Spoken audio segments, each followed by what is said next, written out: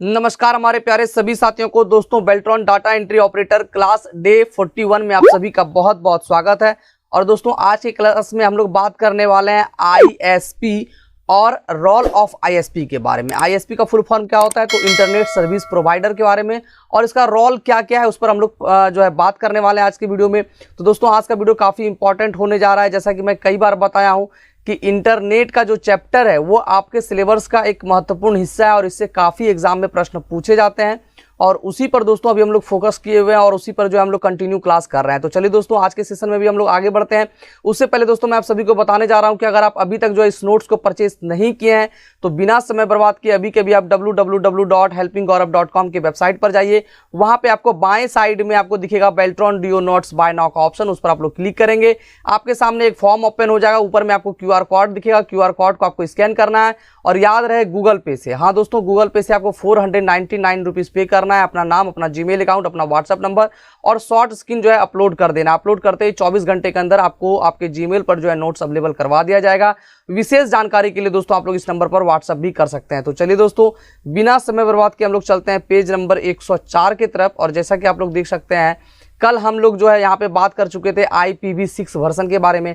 आज हम लोग बात करने वाले हैं ISP and role of ISP के बारे में। उससे पहले दोस्तों, मैं आपसे एक छोटा सा रिक्वेस्ट करने वाला हूँ कि अगर आप अभी तक हेल्पिंग गौरव यूट्यूब चैनल को सब्सक्राइब नहीं किया है तो लाल करके सब्सक्राइब बटन को दबाकर हमारे चैनल को सब्सक्राइब कर ले और बगल के बेल आइकन को दबाकर ऑल पर जरूर क्लिक कर लीजिएगा, ताकि जितने भी वीडियो यूट्यूब पर अपलोड हो सबसे पहले आपको नोटिफिकेशन मिल सके। तो चलिए दोस्तों, अब हम लोग बात करते हैं ISP and role of ISP के बारे में। सबसे पहले आप ISP का फुल फॉर्म समझ लीजिए, इंटरनेट सर्विस प्रोवाइडर होता है। ठीक है, ISP का पूरा नाम इंटरनेट सर्विस प्रोवाइडर होता है। इंटरनेट सर्विस प्रोवाइडर एक कंपनी है। क्या है, तो एक कंपनी है। ठीक है, जो कस्टमर या यूजर को इंटरनेट सर्विस प्रोवाइड करती है। जो किसी कस्टमर को, यूजर को, हम जैसे लोग, आप जैसे लोगों को क्या करती है, या किसी जो है अलग अलग संस्थान को क्या करते हैं, ये इंटरनेट जो है प्रोवाइड करवाती है। ISP को 3 भाग में जो है बांटा गया है, डिवाइड किया गया है। अब याद रखिएगा, आपसे एग्जाम में प्रश्न पूछा जाएगा कि इंटरनेट सर्विस प्रोवाइडर को कितने भागों में बांटा गया है। 1, 2, 3, 4, 10, 15 ऐसा ऑप्शन आपको देखने को मिल सकता है। तो याद रखना है 3 भागों में बांटा गया है, जिसको हम लोग क्या कहते हैं, टीयर 1, टीयर 2 और टीयर 3। अब टीयर 1, टीयर 2, टीयर 3 को हम लोग विस्तार से पढ़ेंगे। उससे पहले मैं आपको शॉर्ट में बताता हूँ टीयर 1 क्या होता है ना। टीयर 1 जो है टीयर 2 को जो है इंटरनेट देता है, और टीयर 2 जो होता है वो टीयर 3, अंतिम चरण जो होता है वो टीयर 3 कस्टमर होता है, आप जैसे लोग, हम जैसे लोग, और अंत तक जो ये पहुंचाता है। टीयर 1 क्या होता है कि विश्व के स्तर पर जो है काम करता है, समुद्र के स्तर से जो है इसका जो है केबल पहुंचा हुआ है। ठीक है, और टीयर 1 के माध्यम से टीयर 2 तक, और टीयर 2 के माध्यम से टीयर 3 तक जो है इंटरनेट प्रोवाइड करवाया जाता है। अब हम लोग आगे बढ़ते हैं, और जैसा कि आप लोग देख सकते हैं टीयर 1 क्या है, तो tier 1 high level internet service provider है। क्या है, हाई लेवल का जो है सर्विस प्रोवाइडर है, क्योंकि ज़्यादातर नेटवर्क लाइन टीयर 1 द्वारा स्थापित की जाती है। ज़्यादातर जो है नेटवर्क लाइन टीयर 1 के द्वारा स्थापित की जाती है। ये ना सिर्फ क्षेत्रीय लेवल पर नेटवर्क लाइन स्थापित करते हैं, बल्कि दूसरे देश में, मैंने अभी स्टार्टिंग में ही बताया कि दूसरे देश में इंटरनेट कनेक्शन प्रोवाइड करने के लिए समुद्र के नीचे इंटरनेट की केबल जो है बिछाते हैं। ठीक है, बिछाते हैं। टीयर 1 ISP जो है वर्ल्ड वाइड वेब, ठीक है, विश्व स्तर पर यहाँ पे आप देख सकते हैं वर्ल्ड वाइड वेब के सभी जो है कॉर्नर्स को जोड़ते हैं। क्या करते हैं, सभी कॉर्नर्स को क्या करते हैं, वो जोड़ते हैं। टीयर 1 इंटरनेट सर्विस प्रोवाइडर सीधे लोग इंड यूजर को इंटरनेट कनेक्शन प्रोवाइड नहीं कराते। ये टीयर 1 जो है वो सीधे कस्टमर को जो है इंटरनेट प्रोवाइड नहीं करवाती है। मैंने आपको स्टार्टिंग में बताया टीयर 1 से टीयर 2, टीयर 2 से टीयर 3, मतलब इंड यूजर जो है वो टीयर 3, इंड यूजर तक इंटरनेट कौन पहुंचाता है, तो टीयर 3 पहुंचाता है। यही बात दोस्तों यहाँ पे कहा गया है कि बल्कि जो है उसे टीयर 2 को बेचती है। ठीक है, हम लोग को सीधे नहीं बेचती है, टीयर 2 को बेचती है। और ये टीयर 1 जो है इंड यूजर यानी कि सीधे लोगों तक इंटरनेट कनेक्शन नहीं पहुंचाती है टीयर 1, बल्कि ये टीयर 2 को क्या करती है, बेच देती है। ठीक है, उसके बाद हम लोग आगे बढ़ेंगे तो बात करेंगे टीयर 2 के बारे में। टीयर 2 क्या होता है, तो टीयर 2 ISP एक सर्विस प्रोवाइडर है। क्या, एक ISP सर्विस प्रोवाइडर है जो टीयर 1 और टीयर 3 इंटरनेट सर्विस प्रोवाइडर के बीच क्या करता है, कनेक्ट होता है। ठीक है, टीयर 1 और टीयर 2 के बीच का ये एक समझ लीजिए मुख्य रूप से काम करता है। टीयर 1 से खरीदता है, टीयर 2 को बेचता है, तो ये मुख्य रूप से बीच में ये काम करता है। ठीक है ना, टीयर 2 प्रोवाइडर ठीक है, टीयर 2 प्रोवाइडर जो है पियरिंग एग्रीमेंट्स के माध्यम से इंटरनेट ट्रैफिक को एक्सचेंज करते हैं। ठीक है, फिर से यहाँ पे समझिएगा कि टीयर 2 मुख्य रूप से क्या करता है, एक सर्विस प्रोवाइडर जो टीयर 1 से टीयर 3 के बीच में सर्विस मतलब कनेक्शन रखता है। ठीक है, और टीयर 2 प्रोवाइडर पेयरिंग एग्रीमेंट के माध्यम से इंटरनेट ट्रैफिक को एक्सचेंज करता है। क्या करता है? एक्सचेंज करता है। साथ ही इंटरनेट तक पहुंचने के लिए टीयर 3 जो होता है वो ISP से क्या करता है? चार्ज करता है। कुछ चार्ज तो करेगा क्योंकि ये बीच में कुछ काम कर रहा है, तो बस टीयर 3 से क्या करता है, ये टीयर 2 कुछ चार्ज करता है और चार्ज लेकर के जो है फिर टीयर 3 के पास भेजता है, यानी कि एंड यूजर के पास, आपके पास, हमारे पास भेजता है। ठीक है, अब टीयर 3 क्या है? तो tier 3 ISP last internet service provider है। अब आपके एग्जाम में प्रश्न पूछा जाएगा कि निम्न में से कौन सा एक लास्ट सर्विस प्रोवाइडर है, टीयर 1, टीयर 2, टीयर 3? तो याद रखना है लास्ट सर्विस प्रोवाइडर हम लोगों का क्या है? टीयर 3 है। ठीक है, जो tier 2 ISP internet service provider से इंटरनेट की जो है फैसिलिटी लेकर यूजर तक पहुंचाने का काम करता है। इंटरनेट की जो है फैसिलिटी जो है वो टीयर 2 से वो लेता है और अंत में जो है हम लोगों तक ये पहुंचाता है। ये मुख्य रूप से था आपका। ठीक है, टीयर 1, टीयर 2, टीयर 3 जो ISP का भाग है, इंटरनेट सर्विस प्रोवाइडर का है, टीयर 1 और टीयर 2, टीयर 3, ये मुख्य रूप से था। अब हम लोग बात करने वाले हैं रोल ऑफ ISP। ISP का रोल क्या है? ठीक है, इंटरनेट सर्विस प्रोवाइडर का ये रोल क्या है? ISP एक माध्यम है। ISP क्या है? एक माध्यम है जो इंटरनेट से जुड़ने के लिए सर्विस प्रोवाइड करता है। जो इंटरनेट से जुड़ने के लिए क्या करता है? सर्विस प्रोवाइड करता है, और जो कस्टमर्स को पास वाले इंटरनेट गेटवे से कनेक्ट करता है। याद रखिएगा, इंटरनेट से जोड़ने के लिए सर्विस प्रोवाइड करता है और ये क्या करता है? कस्टमर को पास वाला जो इंटरनेट गेटवे होता है उससे कनेक्ट करता है। ठीक है, उसके बाद दोस्तों हम लोग आगे बढ़ेंगे तो ISP अपने इंटरनेट सर्विस प्रोवाइडर अपने कस्टमर को इंटरनेट से कनेक्ट करने के लिए एक मॉडेम प्रोवाइड कराता है। ठीक है, ISP world wide web WWW का फुल फॉर्म आप देख सकते हैं कि यूजर्स के लिए इंफॉर्मेशन सर्विस को जोड़ता है। यह यूजर को इलेक्ट्रॉनिक मेल, ईमेल का देख सकते हैं दोस्तों, ये जो है फुल फॉर्म है। आपसे एग्जाम में प्रश्न में पूछा जा सकता है कि ईमेल का फुल फॉर्म क्या होता है, तो इलेक्ट्रॉनिक मेल होता है। ठीक है, इलेक्ट्रॉनिक मेल की सर्विसेज को यूज करने के लिए क्या करता है? परमिशन देता है। ISP अपने कस्टमर के लिए एंटीवायरस सिस्टम एप्लीकेशन लागू करके वायरस के प्रसार से क्या करता है? सिक्योरिटी जो है प्रोवाइड करता है, सुरक्षा जो है प्रदान करता है।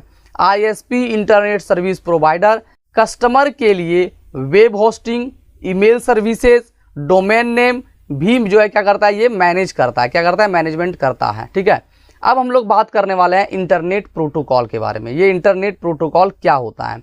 ठीक है, प्रोटोकॉल एक तरह के सेट ऑफ रूल्स हैं। क्या है? एक सेट ऑफ रूल्स हैं जो डिजिटल कम्युनिकेशन में यूज किए जाते हैं। जो डिजिटल कम्युनिकेशन जो हम लोगों का होता है उसमें ये इसको यूज किया जाता है। ठीक है, प्रोटोकॉल के द्वारा ही यह डिसाइड होता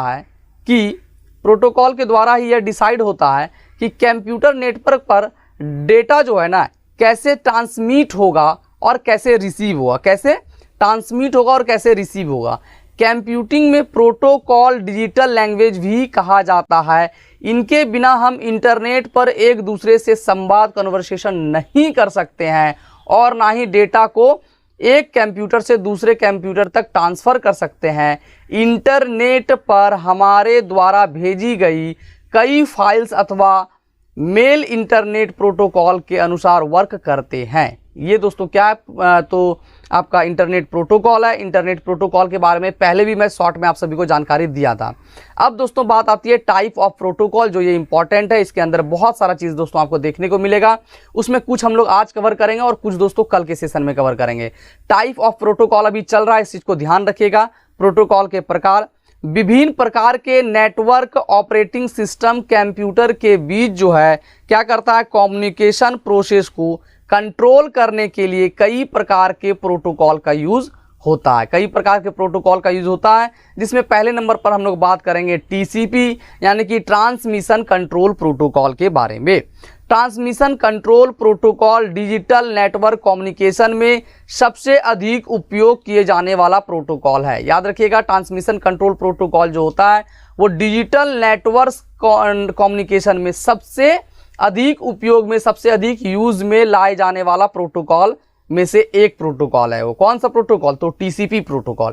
टीसीपी का फुल फॉर्म क्या होता है? तो ट्रांसमिशन कंट्रोल प्रोटोकॉल, ये याद रखना है। और इंटरनेट प्रोटोकॉल का हिस्सा है, जिसे जो है TCP transmission control protocol, IP मतलब इंटरनेट प्रोटोकॉल के रूप में जाना जाता है। टीसीपी क्या करता है? तो टीसीपी एक कनेक्शन जो है ओरिएंटेड, ठीक है, टीसीपी एक क्या करता है, देखिए अब यहां से हम लोग समझते हैं, ठीक है। टीसीपी क्या करता है? टीसीपी जो है कनेक्शन जो है ओरिएंटेड कम्युनिकेशन प्रोटोकॉल है। टीसीपी क्या है? एक तो टीसीपी एक जो है कनेक्शन ओरिएंटेड कम्युनिकेशन प्रोटोकॉल है। यह मुख्य रूप से अलग अलग नोड के बीच डेटा की इंड टू इंड डिलीवरी सुनिश्चित करता है। इंड टू इंड डिलीवरी क्या करता है? सुनिश्चित करता है। टीसीपी इंटरनेट प्रोटोकॉल के साथ मिलकर काम करता है। टीसीपी क्या करता है? इंटरनेट प्रोटोकॉल के साथ मिलकर काम करता है। उम्मीद करेंगे दोस्तों कि यहाँ पे आपको जो है टीसीपी से रिलेटेड किसी तरह की कोई समस्या नहीं आई होगी। अब हम लोग बात करने वाले हैं आईपी यानी कि इंटरनेट प्रोटोकॉल के बारे में। Internet protocol IP, internet protocol नियमों का एक समूह है जिसके द्वारा इंटरनेट पर इंफॉर्मेशन को एक कंप्यूटर से दूसरे कंप्यूटर तक पहुंचाया जाता है। दूसरे शब्दों में कहे तो इंटरनेट प्रोटोकॉल वह प्रोटोकॉल है जिसके द्वारा डेटा पैकेट की रूटिंग और एड्रेसिंग, रूट जो होता है वो रूटिंग और एड्रेसिंग की जाती है, ठीक है, ताकि वह डेटा पैकेट नेटवर्क में ट्रेवल कर सके और जो है अपने गंतव्य जो है स्थान तक जो है पहुंच सके, ठीक है। ये मुख्य रूप से काम होता है आईपी का। अब दोस्तों हम लोग अगर आगे बढ़ेंगे तो आ जाता है हम लोग के सामने एचटीटीपी, जिसको बोलते हैं hyper text transfer protocol. Hyper text transfer protocol ये एचटीटीपी का फुल फॉर्म है। एचटीटीपी यानी कि हाइपर टेक्स्ट ट्रांसफर प्रोटोकॉल का उपयोग दो या दो से अधिक कंप्यूटर के बीच हाइपर टेक्स्ट को ट्रांसफर करने के लिए, क्या करने के लिए? तो हाइपर टेक्स्ट को ट्रांसफर करने के लिए किया जाता है। हाइपर टेक्स्ट को HTML लैंग्वेज का उपयोग करके कोड किया जाता है, जिसको बोलते हैं हम लोग कोडिंग करते हैं ना, वही कोड किया जाता है। HTTP पोर्ट 80 पर काम करता है। यहाँ पे देखिएगा एक महत्वपूर्ण प्रश्न निकल के आ रहा है कि HTTP जो है पोर्ट 80 पर काम करता है, जबकि HTTPS पोर्ट जो है 443 पर काम करता है। देखिए यहाँ पे HTTP का full form hyper text transfer protocol होता है। वहीं दोस्तों एस लगा तो मैं काफ़ी बार बताया हूँ कि hyper text transfer protocol secure, ठीक है ना। ये इसमें लास्ट में एस लगेगा तो एस में सिक्योर जो है जुड़ जाएगा, ठीक है। तो याद रखिएगा HTTP अगर रहेगा तो वो पोर्ट 80 पर काम करता है और HTTPS पोर्ट 443 पर काम करता है। आपसे एग्जाम में प्रश्न पूछा जा सकता है कि HTTP कितने पोर्ट पर काम करता है, 80, 90, 100। तो याद रखना है HTTP 80 पर काम करता है और HTTPS 443 पर काम करता है। ये काफ़ी इंपॉर्टेंट क्वेश्चन है और आपके एग्जाम के दृष्टिकोण से और भी ज़्यादा महत्वपूर्ण हो जाता है, ठीक है। और उसके बाद हम लोग काम करें तो देख सकते हैं 433 पर काम करता है और कम्युनिकेशन के लिए टीसीपी का प्रयोग करता है। किसके लिए? तो कम्युनिकेशन के लिए टीसीपी का उपयोग करता है। HTTPS का पूरा नाम hyper text transfer protocol secure होता है। HTTPS एक ऐसा प्रोटोकॉल है जिसके द्वारा इंटरनेट में ब्राउज़र से किसी भी, देख सकते हैं, ब्राउज़र से किसी भी वेबसाइट पर सिक्योर कम्युनिकेशन, सुरक्षित जो है आप काम कर सकते हैं, सिक्योर कम्युनिकेशन किया जा सकता है। ये दोस्तों HTTPS का मुख्य काम होता है। और HTTP के बारे में अभी तक हम लोग जो है कन्फर्म हो चुके हैं कि HTTP जो है 80 पर काम करता है, जबकि HTTPS जो है 443 पर काम करता है। अब दोस्तों हम लोग आगे बढ़ेंगे तो आता है फाइल ट्रांसफ़र, जिसको FTP कहते हैं, फाइल ट्रांसफ़र प्रोटोकॉल। याद रखिएगा ये काफ़ी महत्वपूर्ण, सब मैं आप सभी को शॉर्टकट भी फुल फॉर्म बता रहा हूँ जो आपको ध्यान में रखना है। फाइल ट्रांसफ़र प्रोटोकॉल FTP का फुल फॉर्म होता है। फाइल ट्रांसफ़र प्रोटोकॉल का उपयोग इंटरनेट पर फाइल ट्रांसफ़र यानी कि अपलोड एंड डाउनलोड करने के लिए किया जाता है। फाइल ट्रांसफ़र करने का यह तरीका HTTP का उपयोग करने से अधिक फास्ट हो जाता है। FTP पोर्ट 21 पर काम करता है। अब दोस्तों यहाँ पे आपको ये समझना है कि अगर आपसे एग्जाम में प्रश्न पूछा जाए कि फाइल ट्रांसफ़र करने देखिए आपसे पूछा जा सकता है करने के लिए क्या आता है, फाइल ट्रांसफ़र किसी फाइल को अपलोड एंड डाउनलोड करने के लिए किस प्रोटोकॉल का उपयोग करते हैं, ये आपसे एग्जाम में प्रश्न पूछा जा सकता है। तो याद रखना है फाइल ट्रांसफ़र प्रोटोकॉल का उपयोग जो है फाइल ट्रांसफ़र करने के लिए किया जाता है। फाइल ट्रांसफ़र करने के लिए FTP का प्रयोग किया जाता है। FTP पोर्ट 21 पर काम करता है। वहीं दोस्तों HTTP जो होता है वो 80 पर काम करता है। HTTPS 443 पर काम करता है। दोस्तों उम्मीद करेंगे कि आपको सब कुछ समझ में आ गया होगा। अब दोस्तों कल के सेशन में हम लोग बात करेंगे POP3 के बारे में। दोस्तों अगर आप अभी तक वीडियो वॉच कर रहे हैं, वीडियो देखे हैं, तो मैं आप सभी को इतना ही कहना चाहूँगा, वीडियो देखने के बाद कम से कम आप लोग एक लाइक ज़रूर करें, एक अच्छा सा कमेंट भी करें। मिलते हैं फिर से आपसे अगली वीडियो में, तब तक के लिए बाय एंड टेक केयर। जय हिंद, वंदे मातरम।